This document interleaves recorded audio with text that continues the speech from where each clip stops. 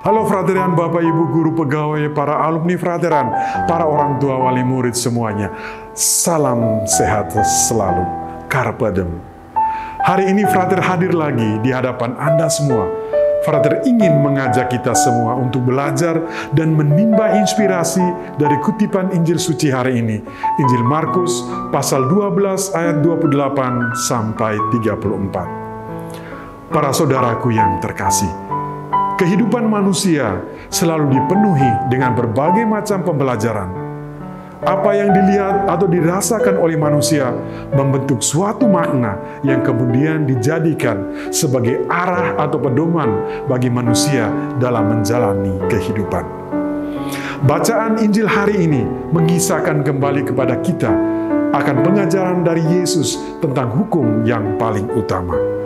Hukum yang paling utama dalam penjelasan Injil Markus pasal 12 ayat 28 berarti hukum yang paling penting dan bernilai.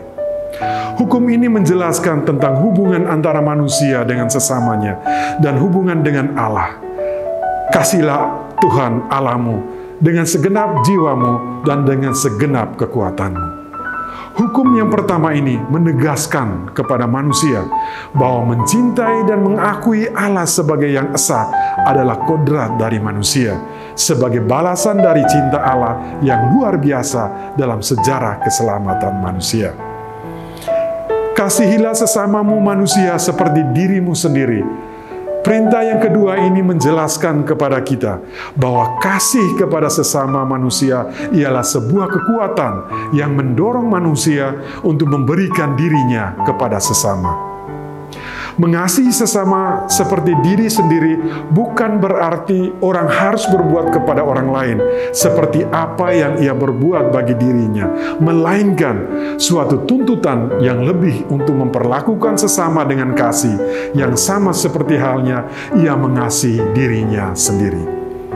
Para saudaraku yang terkasih, belajar dari Injil hari ini, Yesus mengajak kita semua untuk melihat kedua hukum tadi lebih penting dari semua hukum yang lain.